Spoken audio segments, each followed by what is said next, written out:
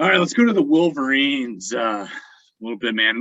They had a great win in Wisconsin, Yeah. and that was refreshing to see. Obviously, Wisconsin they played like they did against Notre Dame. Essentially, they played strong defense for a little bit, and then just kind of got rolled over. And we're seeing their weaknesses, which is a rare weakness for Wisconsin. Usually, they remind me of Iowa, but that offensive line is strong up front usually. And we're Yep. seeing this year the offensive line was not holding anything for Graham Mertz or for Chase Wolf. So Michigan capitalized on that and built success and got, again, to play more bodies and give some of their backups meaningful experience. Yeah.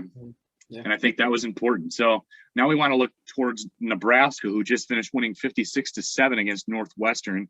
But they look like they've kind of hit a positive trajectory because, I mean, they battled against the Spartans in a 23-20 overtime loss as well. They played some pretty tough teams in the last three, and they can take positives away from those essentially. So I think Nebraska is not a team to look over. They have weapons. Adrian Martinez leads all FBS quarterbacks in touchdowns. He's leading the team in rushing as well. But then Samori Torre, been a solid wide receiver for them to go to. And I think some of those defensive pieces have really started to develop as well. So I'm not looking over this team at all. Playing in Lincoln's going to make a little bit of a difference, I think. But I mean, if I instinctively make a pick now, I'm picking Michigan. But Nebraska's not a scrub, I don't think, like we thought they were at the very beginning of the season when they lost to Illinois. Well, yeah. I mean, Nebraska's just a weird team. They can be Jekyll and Hyde. Now, Northwestern might actually. I'm going to say this right now. Northwestern is the worst team in the Big Ten. So that game last week is not going to be indicative of necessarily what I expect from Nebraska the whole year. Give me Illinois. Give me Illinois as the worst, though. I don't know how Nebraska lost that game, but Illinois beat Nebraska. Illinois is better than Northwestern. Northwestern week one. Teams are rusty. Northwestern is horrible. Nebraska's walk-on running backs were outrunning Northwestern's defense. Okay, so I don't think that's necessarily that tells us much about this game, but what it does tell us is Nebraska's going to have some confidence coming in. They finally got a win. They dominated. You know, they did what they were supposed to do against a team that they were better than. Now, yeah, this is a game that worries me. It's not that I don't think Michigan's the better team, because I do think they're probably 2 touchdowns better at home, you know, or neutral field or not night game even. I would give them a better edge, but it's at night in Lincoln. The crowd's going to be crazy. You know, what makes me feel better is they just went to Camp Randall and won convincingly. And what makes me feel better, honestly, this is a game that makes me feel pretty good about what Cade McNamara has done to this point, because he's pretty steady, right? He's not going to, to this point, he hasn't done anything. Again, there have been very few passes that could even possibly have been intercepted, right? He hasn't really put the ball in harm's way at all. They don't ask him to do a lot, obviously, still, but he had to do more last week. I mean, they had to win based off of throwing the ball, and, you know, and he made some plays. They had to get their first turnover with Alan Bowman going in to throw his one pass. Whatever, it doesn't count. Blew it. It doesn't count. But, yeah, I mean, this is a game that worries me. You know, Nebraska has weapons. I mean, I would say it's probably the best team Michigan's played thus far. Not by record, but Nebraska could easily be sitting there as 4-2 or 5-1 even. I mean, it's hard to beat Oklahoma. They lost to number 3 Oklahoma 23-16, so they played Oklahoma competitively. Yep, and they just beat themselves a lot. They beat themselves against Michigan State. I mean, they should have won that game. I don't know. It worries me. I think Michigan is going to be able to handle them up front on both sides. Nebraska's biggest weakness is probably their offensive line. And one of Michigan's bigger strengths has been their defensive line. I mean, Pro Football Focus had named Aiden Hutchinson the best player in college football. I know Jabo looked better than Hutchinson last week. Jabo had 2.5 sacks last week. With a forced fumble. Yeah, and Hinton and Maisie Smith seem to be filling up the middle pretty well. So they're starting to figure it out on defense. Nebraska presents different challenges, though. Martinez is more of a dual threat guy. instead of the statues of Graham Mertz and Chase Wolf. And they're going to run some triple option stuff. They're going to do things that are a lot different. And Scott Frost is going to have a good game plan. He's a good offensive coach, offensive coordinator. He's just, question marks on his head coaching. But this is a game that I wouldn't even necessarily consider it a trap game, because I don't think Michigan's going to sit there and overlook it, especially it being a night game, all fired up. I don't think they're going to overlook it, especially because they get to go into a bye week next week. So it's really easy for the coaches to sit there and be like, look, you get a break or some sort of, breather from game week. If we can just put everything we have into this week here, we're going to have a little bit of a break. So that's why I feel good about it. Michigan's relatively healthy from other than the known injuries. So that helps. I'll be interested to see how much they sprinkle JJ McCarthy in again this week. I'm sure they'll play him. He can't not play him. He's done nothing wrong. Not that McNamara's done anything wrong either, but McCarthy seems to do good things. He can help them win. That's the whole point in playing him. He's too good to keep on the sideline. I think the initial shock behind it was like just the timing of just putting him in. It was like random started the second half, and I'm like, yeah, okay. I was like, crap. I was like, is he hurt? I was like, crap, McNamara's hurt. Oh, okay. And then it was weird. It was weird, but you know what? I'm fine with it. It gives the defense something else to think about. He's a much better runner than McNamara, and teams aren't going to be able to just stack up against the run on him though, because he's probably pure arm talent. He's a better thrower than McNamara too. Yep. The question's his decision making probably, but you can't just stack up against the run on him. So that could open up some things for Michigan. We'll see how they kind of expand on that package. But I don't know. If I were to sit there and pick it, I'd pick Michigan, but I'm picking it like 28-17. Okay. I'm picking 31-27 Michigan. Okay. I think Connor Culp is good for 2 field goals for Nebraska. Jake Moody's been fired for Michigan. Yeah, he has. Field goal. I love seeing that from him last week. He was really great. Yeah, but I think Nebraska is going to be able to maybe stall. I think they're going to try to draw out a lot of their offensive drives. Yeah. No, I think they're going to try to. I think they're going to try to do kind of what Rutgers did. Because I think they have to, if we're being honest, because I think if Michigan's offense gets a rhythm, whether it be running the ball or throwing the ball, because I honestly think they're going to be able to run the ball. They're going to be able to run the ball, I think, better than they did Wisconsin. I think Rutgers and I think even Wisconsin are better run defense than what Nebraska. Nebraska's not a scrub inherently, but I just think the run defense for Nebraska is probably third if I have to put them even behind Rutgers. Yeah, I would agree. But I think Rutgers in that defense, Rutgers was stacking the box in that second half. Wisconsin came in to that game as the number 1 run defense in the country. They hadn't given up a run over 10 yards or 12 yards that entire season, I think is what I saw. Yep, and Michigan got over 100 yards on them. I think they ran for like 112, but they took for like 40 carries. So, but again, they ran the ball enough. It wasn't – the passing game had to be what was going to go win you the game last week, and it did. But they ran the ball enough to, they picked up some 4th and shorts. Burned out the defense a little bit too. Yeah, and you have to run the ball. You still – it irks me. I should send you the video, but Brandon Staley actually came out and talked about it today, about running the ball and what the point of running the ball is, even when you're not having any real success running the ball. And he went on like this big like rant basically and was like, you don't have to run the ball to be a good play action team. You don't have to. Like, it's not the stats are out there where teams that can't run the ball at all are still good play action teams. If they're good at their fakes, if they're good with their receivers, you don't have to do that. You don't have to that's not what the point of running the ball is, but the whole point of running the ball, unless, it's great if you have success, but the whole point of running the ball is there's a physical aspect to the game of football that running the ball forces the defense to do.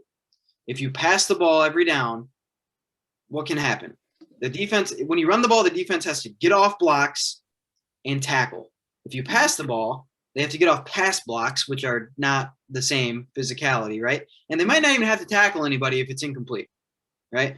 So you're suddenly adding this physicality to the game, and you're forcing this defense to respect the physicality that you bring to the football game that is just not there necessarily in the pass game. So you have to run the ball some. So it irks me sometimes when people will be like, why are they just running the ball up the middle? I'm like, yeah, I get it certain times. Yeah, it's kind of annoying, but I'm like, it's because you have to sometimes. It's not, you can't just go out there and air it out every single play. Like Alabama is a team that would, I guarantee if you talk to their coaches and players, they would love the ball to throw the ball 70 times a game because of their athletes. But they ran, what's his name? Who's their running back? This year or last year? This year, Brian Robinson, I think is his name.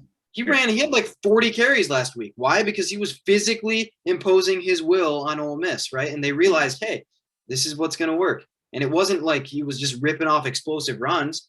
He ran for like 160 yards on 40 carries. That's not explosive runs. It's because he's wearing out the defense. And there has to be a certain aspect of that to your game. Now, they don't need to, it can't be 6 passes like they threw against Washington every game. Like, it doesn't need to be like that. But there's a physical aspect of the game that is there, and you don't need to do it necessarily successfully, but you need to do it still. So I think Michigan's going to do that, and I think as the passing game kind of continues to develop, and maybe we see more of McCarthy doing it, I think you'll kind of see that kind of take more center stage. But yeah, this is the game that worries me, because if they get through this one, I feel really good about them being undefeated into Halloween weekend against Michigan State. But this is the one now where it's like, and if you lose this one, suddenly you're like, all right, what is this team now? Because they are better than Nebraska. Yeah, it's going to come down to just the unique play calling. And like you said, Scott Frost being an offensive-minded person, Jim Harbaugh sometimes being a little stubborn to adjust. Yeah. They've been good this year. They've been different, a little bit different this year. Yeah, you can see it though too. I love McDonald as a defensive coordinator too right now, because he feels like I feel like he's adjusting. And gosh, man, Greg, what? God, why can't I think?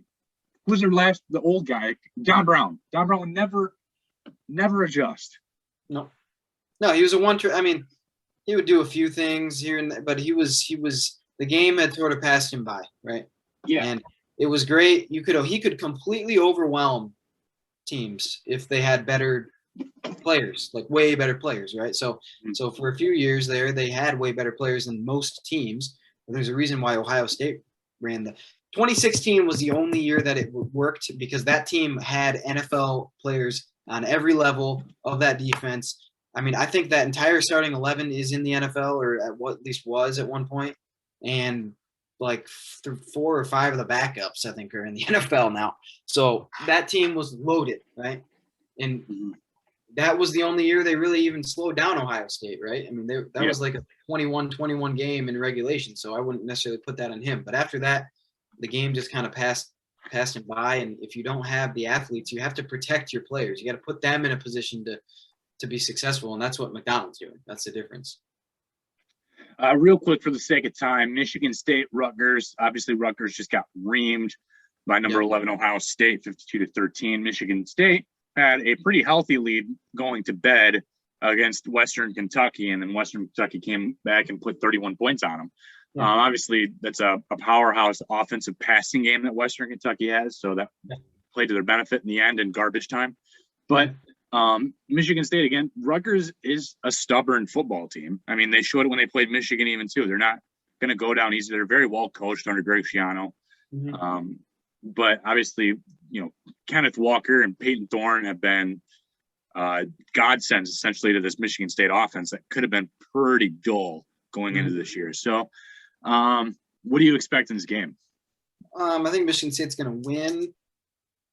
I think I'll probably say they'll probably win by 2 touchdowns, but I just think Rutgers they just don't have the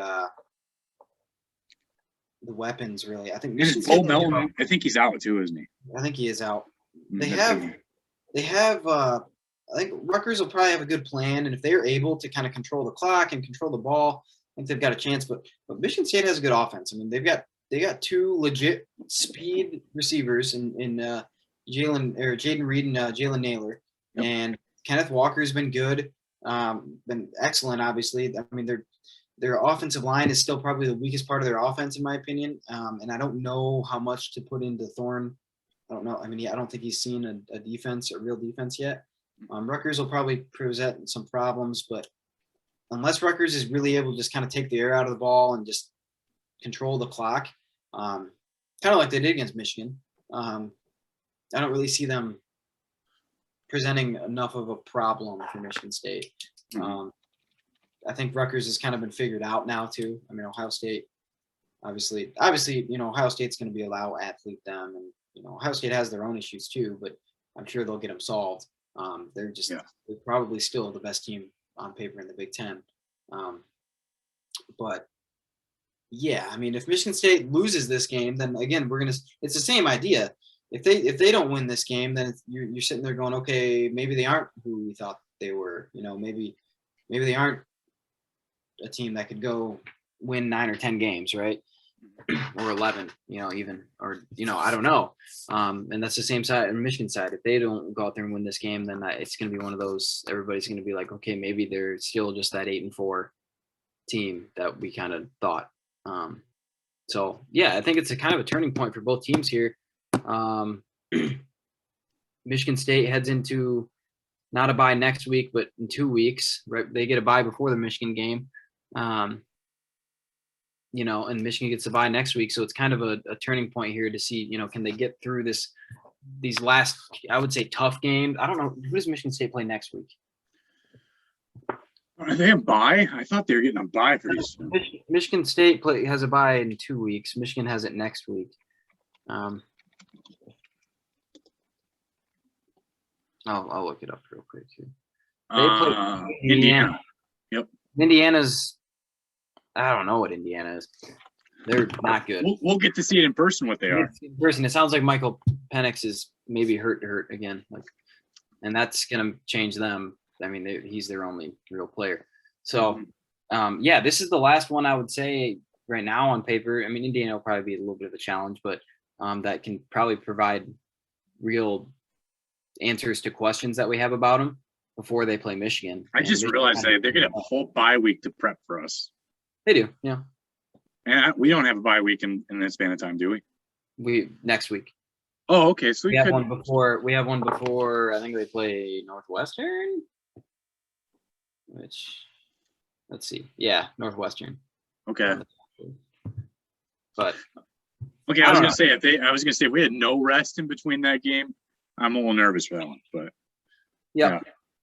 So we get a bye next week.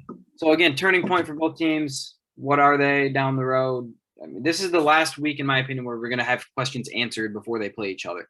So if they lose, I mean, it's gonna probably bring up more questions. But if they win and they win the way we think they probably can, then yeah, maybe it's one of those years where both fan bases can really get excited. So